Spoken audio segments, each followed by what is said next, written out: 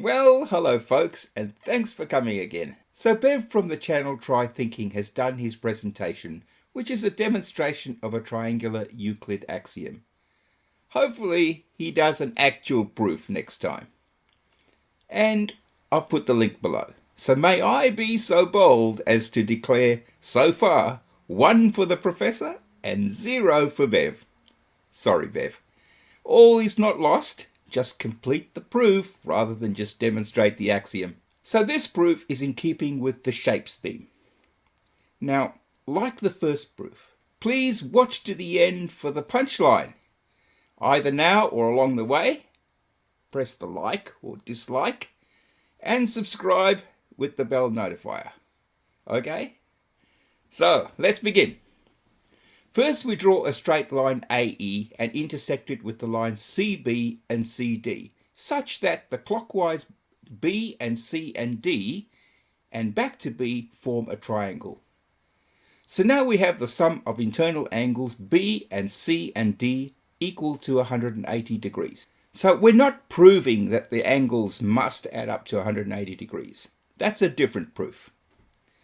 When we examine the side of the triangle CD, cutting across AE, we can see that the angle D has a supplementary angle called theta, which together with D add up to 180 degrees.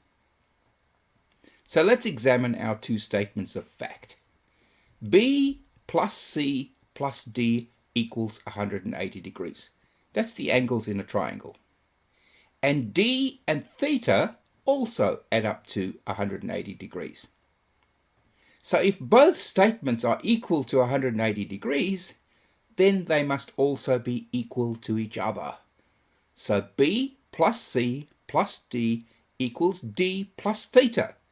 So let's solve for theta.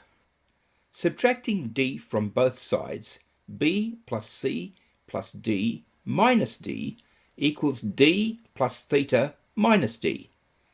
So D gets cancelled out on both sides, leaving theta equals B plus C, proving that the sum of the opposite interior angles of a triangle is equal to the external angle.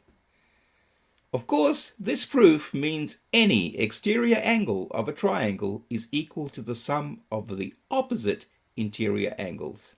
But wait for it, there's more. Well, maybe you could argue it's a circular argument. In any case, let's have some fun with it. What's not to love about mathematics?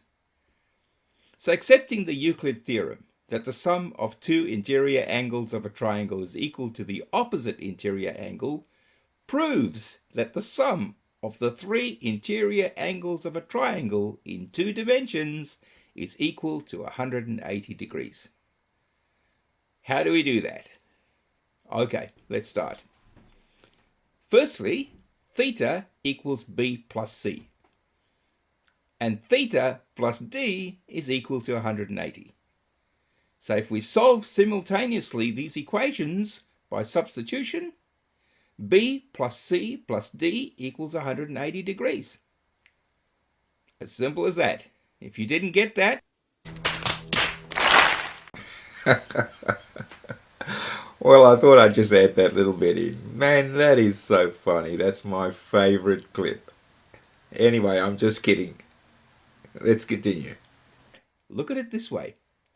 So again, theta equals B plus C.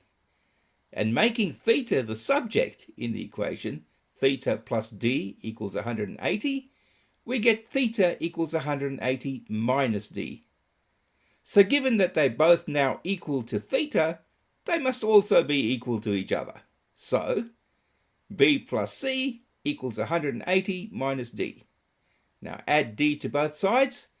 B plus C plus D is equal to 180 minus D plus D.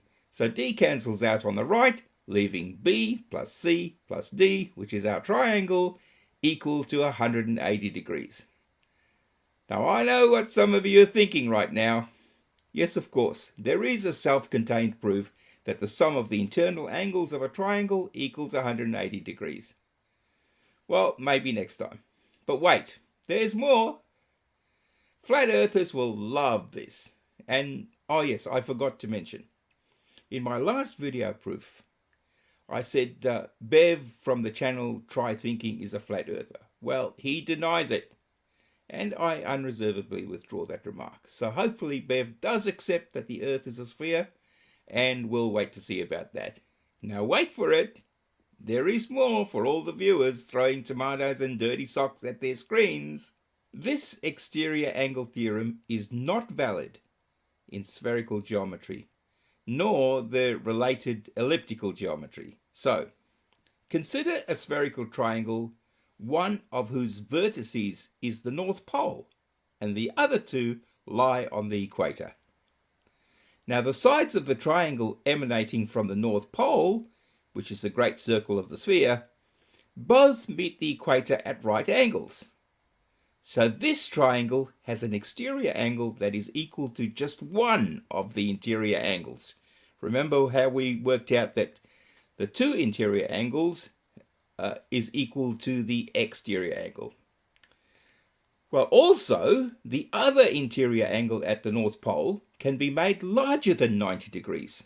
However, since Euclid's exterior angle theorem is a theorem in absolute geometry, it is automatically valid in hyperbolic geometry.